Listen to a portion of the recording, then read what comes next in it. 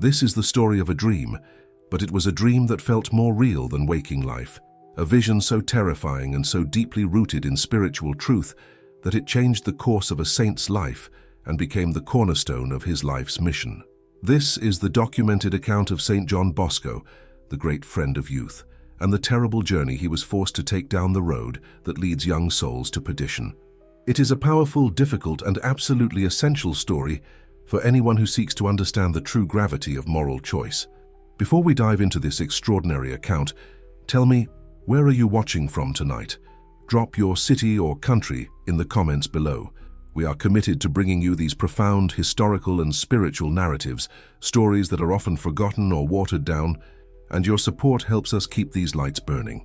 If this kind of deep historical and doctrinal storytelling resonates with you, please take a moment to hit that subscribe button and join our community.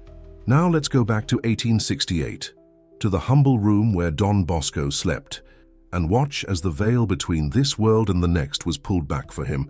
Don Bosco was known for his prophetic dreams. They weren't the jumbled, confusing images we usually experience. They were structured, symbolic, and always carried a clear message, usually about the spiritual state of the boys under his care at the oratory in Turin. On this particular night, he lay down to rest, perhaps exhausted from the endless work of guiding hundreds of energetic and often challenging young men. As sleep took hold, the world faded, but instead of silence, a new reality began to form around him. He didn't just slip into sleep, he was ushered into a profound spiritual state. The first thing he registered was the presence of a companion. This was not unusual for Don Bosco. In his most significant visions, he often had a guide, sometimes appearing as a radiant young man, sometimes as a familiar, authoritative figure clearly sent from heaven. This time the guide stood beside him, radiating a quiet but immense authority. The guide did not need to speak loudly. His very presence commanded attention and obedience. Don Bosco felt a strange mix of awe and immediate dread, knowing that whenever this guide appeared, the message was always serious, often sobering. The guide looked at him, his expression serious, perhaps tinged with sorrow, and spoke a simple, direct command. "Come with me and observe." Don Bosco felt his will immediately bound to the command. He had no choice but to follow. He was not walking with his physical body, but rather his soul and mind were transported. They moved quickly across a landscape that was initially featureless, until they arrived at a point where the terrain split and two distinct paths began to unfold before them. The contrast between the two roads was immediate, stark, and utterly unforgettable. Don Bosco's attention was instantly drawn to the first one, the path that seemed, at first glance, to be the most inviting, the most desirable, and the most popular. This road was breathtakingly wide. It was not a dusty, beaten path, but a magnificent avenue seemingly designed for comfort and pleasure. The ground was smooth, paved with soft, yielding earth, making every step effortless. What truly captivated the eye, however, was the covering. The entire path was blanketed with an astonishing array of beautiful flowers, principally roses. These roses were vibrant, intoxicating in their color, and emitted a powerful, sweet fragrance that hung heavy in the air, creating an atmosphere of intoxicating ease and gaiety. As Don Bosco looked down this expansive floral path, he saw a tremendous crowd. Hundreds of young people, boys and girls, many of them looking exactly like the students he taught every day at the oratory, were streaming down this path. They were laughing, chatting, and moving with an air of carefree joy. They were dressed in bright, colorful clothes, and their faces reflected a sense of immediate gratification and freedom. They seemed to be having the time of their lives, completely unburdened by worry or restraint. It was the sight of this crowd, so full of youthful energy and lightheartedness, that first sent a chill down Don Bosco's spiritual spine. Why would a road this pleasant, this populated by his own children, require a solemn guide from heaven?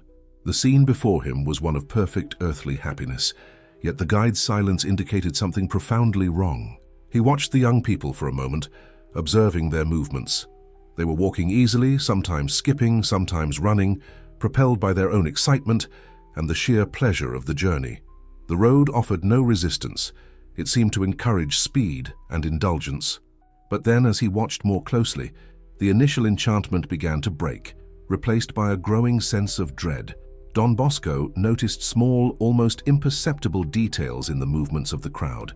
Every so often, a young person would suddenly wince, or perhaps adjust their gait slightly, a momentary flicker of pain crossing their face before they quickly resumed their laughter. It was fleeting, easily missed, but the repetition of these small signs of distress became undeniable. He leaned closer, spiritually speaking, to examine the road itself, and the horrific deception was revealed. The beautiful, fragrant roses were not simply lying on the path. They were covering something far more sinister. Beneath the soft, alluring petals were countless needle-sharp thorns, hidden perfectly from the casual, hurried eye. The thorns were not dry and brittle. They were alive, sharp, and constantly positioned to pierce the feet, ankles, and legs of those walking upon them. Every step the young people took, though seemingly easy on the surface, drove these hidden thorns deeper into their flesh. The initial wounds were small, perhaps just a scratch, but with every subsequent step, the injuries compounded. Don Bosco watched in horror as he saw some of the young people's feet beginning to bleed, the blood staining the vibrant petals momentarily before being absorbed by the thirsty earth beneath. The most disturbing aspect was the reaction of the young people themselves. They were clearly being wounded, clearly suffering, yet they continued to walk. Some tried to ignore the pain, gritting their teeth and forcing a smile, determined not to let the discomfort interrupt their fun. Others simply pretended the pain wasn't there at all, convincing themselves that the sweetness of the roses and the companionship of the crowd were worth the hidden, persistent agony. They were trapped by the glamour of the wide road, unwilling to admit the cost of their journey. The guide finally spoke, his voice grave, cutting through the illusory joy of the scene. "This is the path of sin, Don Bosco. Many young people follow it laughing and joking, believing they are free and happy. But in truth, they are being destroyed one small step at a time." He explained the symbolism to Don Bosco with profound clarity. The wide, beautiful road represented the allure of worldly pleasure, the ease of following one's lower inclinations, and the seduction of going along with the crowd. The roses symbolized the immediate, fleeting enjoyment that sin promises, the laughter, the excitement, the temporary feeling of freedom. But the hidden thorns? They were the consequences, the wounds inflicted upon the soul by every moral transgression, no matter how small or how well hidden. Each wound represented a loss of grace, a weakening of the will, a growing hardness of heart. Don Bosco watched as the accumulated injuries started to have a devastating physical effect on the walkers. Some of the young people began to limp, their movements becoming sluggish and pained. Others, exhausted by the continuous ignored suffering, started to stumble and fall, unable to maintain the fast pace of the crowd. Yet even those who fell were often quickly dragged back up, or worse, simply stepped over by the continuous stream of those coming behind them, all determined to keep moving, convinced that the end of the road must surely be worth the hidden price. The path was beautiful, but it was a trap, meticulously designed to wound and exhaust the soul while keeping the mind distracted by the perfume and the crowd. The guide urged Don Bosco forward, insisting that he must see the full trajectory of this deceptive path. They moved quickly, passing the laughing, bleeding crowds, until they reached the point where the wide, flowery avenue abruptly ended. The transition from the deceptive beauty to the terrifying reality was instantaneous and shocking. The road did not gently slope into a valley or open into a joyous city. It terminated violently at the edge of an enormous, sheer cliff. There was no warning, no fence, no possibility of turning back once the final steps were taken. The wide, comfortable path became a sudden, dizzying precipice, dropping directly into an unfathomable abyss. And at the bottom of that terrifying drop, gaping wide to receive all who fell, stood a monstrous gate, the very mouth of hell. Don Bosco watched in absolute horror as the continuous stream of young people, laughing and wounded, reached the end of the road. Because the path was so wide and the crowd so dense, there was no room to stop or maneuver. The momentum of the group was overwhelming. Those in the front, often blinded by their own pain or distracted by the fleeting pleasures of the last steps, simply slid over the edge. He saw souls falling, not dramatically or struggling against some external force, but simply and inevitably. They fell like stones dropped into a well, pulled down by the gravity of their accumulated sins and the momentum of the crowd behind them. They had spent so much time walking the easy path that when they reached the edge, they had no spiritual strength left to resist the fall. Their will was broken, their judgment obscured. Many of them, in their final terrifying moment, realized the truth. Don Bosco saw the expressions of sudden, crushing realization flash across their faces, the look of utter betrayal and despair, the moment they understood that the ease and pleasure of the road were a lie, and that the flowers had successfully concealed the final, devastating drop. He heard their screams, not of physical agony but of profound spiritual regret, cries that were cut short as they plunged into the darkness below. What was most heartbreaking for Don Bosco was the mechanism of the fall. Some slipped accidentally on the loose earth at the very edge. Others, trying desperately to stop, were violently pushed over by the heedless momentum of the hundreds of young people still pressing on behind them.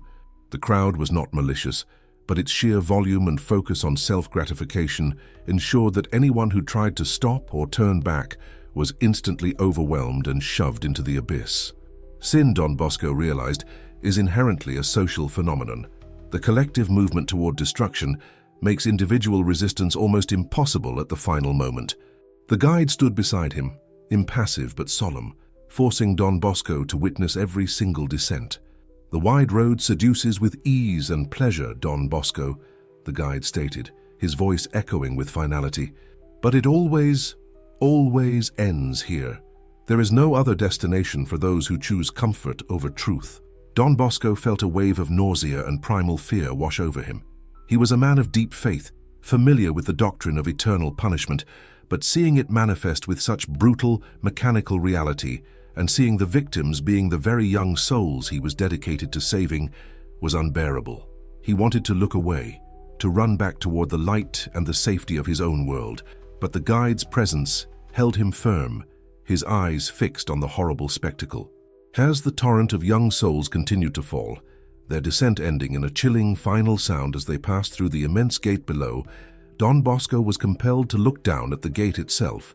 It was colossal, built of a metal that seemed to absorb and radiate heat simultaneously, appearing incandescent and black at once.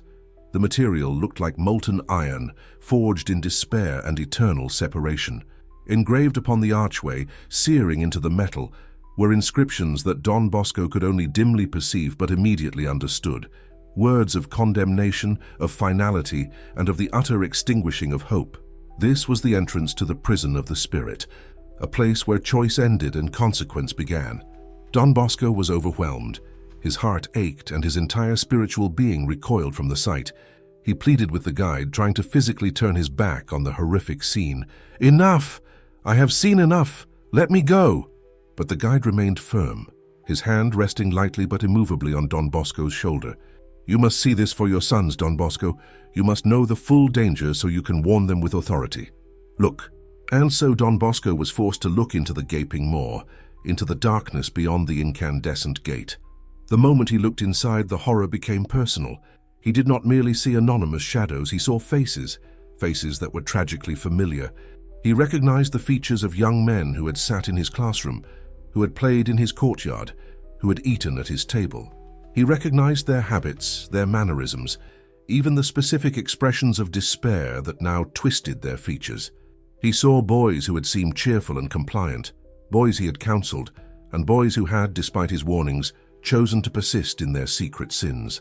The recognition was a spiritual blow, a knife twisting in his heart. It wasn't just the fact that they were lost, it was the fact that he knew them, and they had chosen this path willingly, despite the constant presence of grace and the relentless efforts of the oratory to pull them back. He recognized the profound tragedy of free will misused. He saw the ultimate fruit of the ignored confession, the mocked sermon, and the rejected advice.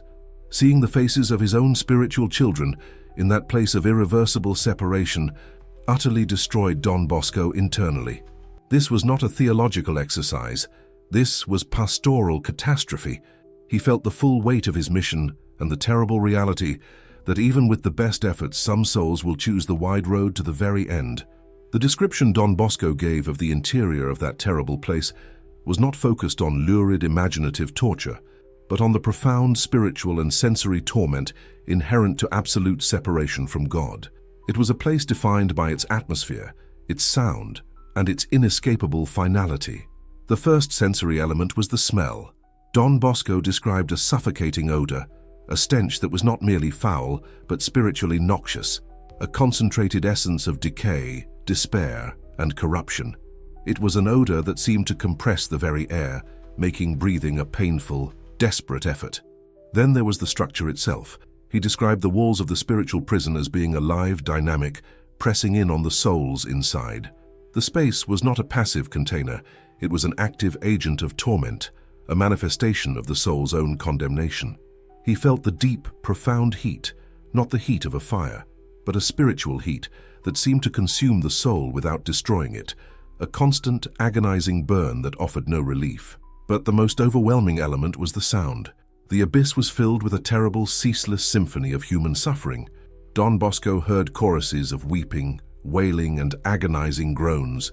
Mingled with the cries of despair were the sounds of furious, impotent rage, blasphemies hurled into the void, curses against God, against themselves, against the very reality they were trapped in. He noted the absolute despair. In that place there was no hope, no possibility of change, no chance for repentance. The souls were locked into the final state of their own rejection of love. This was the ultimate consequence of choosing the path of self-gratification over the path of virtue. It was the final, devastating fulfillment of the lie the roses had told. The pain was not external. It was the inevitable result of the soul's own spiritual disease. The vision had served its purpose. Don Bosco was utterly convinced of the reality of this eternal punishment and the terrifying ease with which young souls could fall into it. The guide then drew Don Bosco's attention to the specific nature of the sins that were most effective in dragging the youth down this terrible path. The guide pointed toward the falling souls, and then toward the deepest, most tormented parts of the abyss. The message was clear, precise, and utterly aligned with the constant warnings Don Bosco gave his boys throughout his life. The sin that serves as the widest, fastest lane onto the road of perdition is the sin of impurity. Don Bosco understood that while all sin separates the soul from God, the sins against purity, the misuse of the divine gift of sexuality, whether through actions, thoughts, or media, have a uniquely devastating effect on the young soul. These sins are particularly seductive because they promise intense, immediate pleasure, mirroring the allure of the roses on the wide road. However, they are also particularly destructive because they cloud the intellect, weaken the will, and most importantly, drive away the grace necessary to confess and repent. The guide confirmed to Don Bosco what he already suspected, that the vast majority of the young people he saw falling into the abyss had initiated their descent through repeated acts of impurity, often concealed or minimized. Don Bosco later repeated this horrifying truth to his students, sometimes in tears, using the exact documented words preserved by the Salesians. The majority of young people who are lost because of this sin. He explained that impurity, more than almost any other sin, creates a spiritual dullness, making the soul unable to see the approaching cliff. It creates a habit of secrecy and shame that makes confession terrifying and difficult, thus cutting off the soul's lifeline to grace. It is the hidden thorn that wounds the deepest and most consistently, making the soul weak and unable to fight when the final moment of temptation or crisis arrives. This revelation was crucial. It wasn't enough for Don Bosco to see the end result. He had to understand the primary mechanism of destruction so he could focus his pastoral efforts on the most urgent defense, the promotion of purity, modesty, and frequent, honest confession. Having shown Don Bosco the terrifying end of the wide road and the primary sin that fuels the journey, the guide finally turned him around, directing his gaze toward the second path, the path that had been almost invisible in the blinding light and crowd of the first. This second road was the complete opposite of the first. It was impossibly narrow. It was not paved with soft earth and roses, but was instead rough, rocky, and choked with obstacles. It required constant attention and effort to navigate. Where the first road was covered in deceiving flowers, this one was covered in real, honest difficulty, thorns and sharp stones that were openly visible and required deliberate avoidance. This path symbolized the life of discipline, virtue, self-control, and adherence to God's law. It was the path of renunciation, of choosing the good even when it is difficult, of saying no to immediate pleasure for the sake of eternal reward. As Don Bosco looked at this narrow path, he saw that it was sparsely populated. Only a few young people were walking on it, and their journey was visibly difficult. They were not laughing and skipping. They were moving slowly, deliberately, with their eyes fixed on the path ahead, and their posture reflecting constant effort. They stumbled often, and the sharp stones and thorns sometimes drew blood, causing them pain. However, the nature of their suffering was entirely different from those on the wide road. Their pain was not a consequence of deception, but a result of effort, the necessary difficulty of fighting against their lower nature, of resisting temptation, and of choosing virtue. Their wounds were the honorable scars of battle, not the secret injuries of self-indulgence. And unlike the young people on the wide road, these travelers were not alone. John Bosco saw that every time a young person on the narrow path stumbled or felt overwhelmed by the difficulty, spiritual aid instantly appeared. He saw angels ministering to them, helping them over the roughest patches. He saw the gentle, encouraging presence of the Blessed Virgin Mary, who seemed to whisper words of strength and comfort. And most importantly, he saw the figures of good confessors and spiritual directors, extending a hand to pull them up after a fall, offering the grace of the sacraments to heal their wounds and renew their strength. The difference was that on this path falls were not final, they were corrected. The travelers were focused not on the temporary pain of the journey, but on the glorious destination at the end. John Bosco's eyes followed the narrow path as it climbed upward, rising above the terrible cliff and the abyss of hell.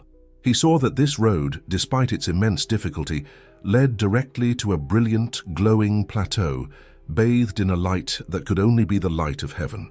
It ended not in a terrifying drop, but in eternal peace and rest. The guide explained that the tools needed to walk this path were simple but demanding: frequent, honest confession, fervent prayer, obedience to spiritual direction, and above all, the constant cultivation of the virtue of purity. These were the only weapons capable of breaking the spell of the wide road and sustaining the soul on the difficult ascent. The vision finally faded. The horrific sounds, the suffocating stench, the painful recognition of lost faces, and the stark contrast of the two roads all dissolved back into the silence of the night. John Bosco woke up instantly, not slowly emerging from a typical dream, but jolted back to his physical reality. He was drenched in sweat, trembling uncontrollably, and tears streamed down his face. The emotional and spiritual trauma of the vision was so profound that he struggled to regain his composure. He felt the residual horror of the abyss and the desperate sorrow of seeing his own boys falling into it. He could not simply shake off the dream. The reality he had witnessed was too immediate, too personal, and too terrifying. For several days afterward, John Bosco was visibly shaken. His students and fellow Salesians noted his unusual pallor, his deep preoccupation, and his sudden bursts of intense prayerful sorrow. He knew immediately that he could not keep this vision to himself. It was a divine warning, a mandate for his entire mission. As soon as he could gather his strength, John Bosco called the boys of the oratory together. He stood before them, not as their cheerful, approachable leader, but as a man who had just returned from the gates of eternal consequence. His voice was heavy with emotion, trembling with the fear he still felt, but also burning with an urgency born of love. He did not mince words. He told them everything, describing the wide road, the hidden thorns, the dizzying cliff, and the terrifying fall. He told them how he had been forced to look into the abyss, and how he had recognized the faces, the habits, and the names of boys he knew, boys who were currently sitting right in front of him. This was not a metaphorical warning. It was a direct personal intervention. He was telling them with the certainty of a man who had seen it with his own eyes that many of them were already walking on the road of roses, wounded by secret sins, and speeding toward the cliff. His final warning was simple, direct, and utterly serious, a plea from a father who had seen his children in mortal danger. "I saw many of you, my sons, on the path of perdition. You must change your lives now. Do not wait. The road is seductive, but the end is absolute ruin." He urged them to take immediate, concrete action. Go to confession frequently and honestly. Do not hide your sins, especially the sins of impurity. These are the thorns that drag you down the fastest. Choose the narrow path while there is time. It is difficult, yes, but you have the help of the Blessed Mother and the sacraments. Do not be afraid of the effort, but be terrified of the wide, easy road. The effect of his address was profound. John Bosco's distress was so genuine, his description of the suffering so vivid and based on personal observation, that the boys were deeply moved. Many were reduced to tears, recognizing their own secret failings in his description of the thorns and the reckless joy of the wide path. The dream of the two roads, or the dream of hell, became a pivotal moment in the history of the Salesian order. It cemented Don Bosco's commitment to purity, frequent confession, and frequent communion as the three essential defenses for the young soul. He understood that his mission was not just about education or vocational training, but about the urgent and terrifying task of pulling young men off the road of roses before they took that final, irreversible step. The story of this dream, preserved in the official biographical memoirs and countless student testimonies, is not meant to be a tale of Gothic horror. It is a profound doctrinal truth wrapped in symbolic vision. It reminds us that spiritual choices are real, that sin has immediate and cumulative consequences, and that the path to virtue, though difficult, is the only one that guarantees eternal life. Don Bosco's vision stands as a timeless challenge. Look closely at the path you are on. Are you choosing the comfort, the ease, and the secrecy of the hidden thorns? Or are you embracing the difficulty, the discipline, and the open struggle of the narrow way? The choice, as Don Bosco learned with terrifying certainty, is everything.